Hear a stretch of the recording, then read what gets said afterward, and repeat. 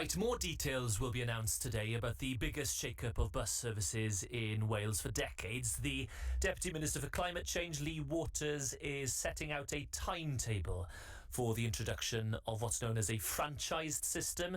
So basically, private firms will have to bid to run a package of routes in certain areas, not all of them necessarily profitable, as the Minister says that the current system puts profit before people. Firms can just pick which routes they think will make them money. Now, the Welsh Government also insists it will allow bus and train timetables to be better integrated.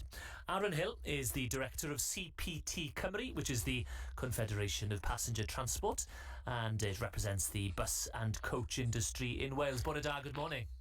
Bore da, James. Right, this has long been discussed. What do you make of today's update? I think that the reality is, James, we know that the current system is not working for everybody in terms of bus services in Wales. We've seen the decline of industry over, more than 70 years, really. The number of people catching buses in Wales has been dropping since the 1950s. I think that the analysis that's led to today's announcement is based on the fact that government think that private operators aren't doing the best that they can do. And the reality is operators have been facing rising costs, huge challenges on the roads in terms of decreasing speeds, increase in traffic. And the change announced today isn't going to solve all that. So the regulatory system won't change the economic reality of running buses in Wales. OK, so just to unpick a little bit of that, essentially the big change being offered here is the franchising system, right? And just explain to people who don't understand what would be different under this new system. So franchising would mean that government set the routes and pay operators a fixed sum to run various routes across Wales. Our concern is that if my operators are running a bus with one person on it, they will receive the same fee as an operator running a bus with 50 people on it. There is no variation in that. We've suggested an alternative, which is based on the model they use in Jersey, which is still franchising. Government still set the routes, but operators have an opportunity to be involved and look at how they can bring their own innovation and local expertise to change the system and say, we think changing the route in this way would attract more passengers, we think it would cut running times, and then getting a greater share of the profit in reward for that. Unfortunately, I think that the current proposals by government have a real risk of there being a big gap between aspiration and what is actually delivered.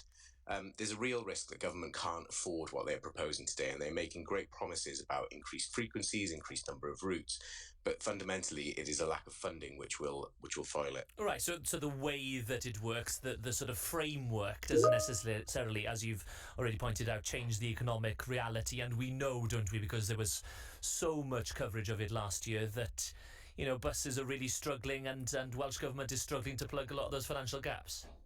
Yeah, they are really struggling, and I think what we've seen over the last few years, COVID changed everything. But prior to COVID, in the 10 years prior to COVID, commercial operators actually increased the mileage they were doing on the road by 5%. But the mileage supported by government dropped by 50% over that same period. Ultimately, the huge challenge in running buses in Wales is that we don't have enough people catching them.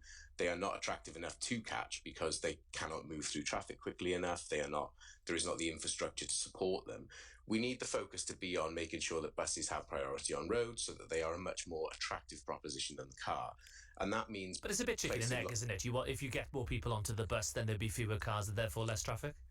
Absolutely, there is a mix. There are a range of solutions here, but it comes down to long-term investment in both services to make sure that there are enough buses running, but also in the infrastructure to make sure that those buses can run effectively and efficiently, and they become a much more attractive prospect for passengers. I can't actually see the timetable yet. I think we'll get that later. But this is, as the Deputy Minister is saying in the press release, something that is going to happen over many years. Yeah, and I think one of the things that we're dealing with in the industry at the moment is huge uncertainty. So we had a white paper on this around 2 years ago. The roadmap that will be published today adds a little bit more detail, but not a huge amount. But there are still big questions around when the legislation to enact this will be tabled in front of the Senedd, what a new First Minister means and what view that they will take on these plans, and what funding will be available to support them. Yeah, and on the legislation, it should be said that it was top of the list of priorities for this year in terms of legislation, but as you said, no idea at the moment when it's going to be introduced. Right, diolch yn fawr, thank you very much. That is Aaron Hill, Director of CPT Cymru, the Confederation of Passenger Transport. The time is 7:52.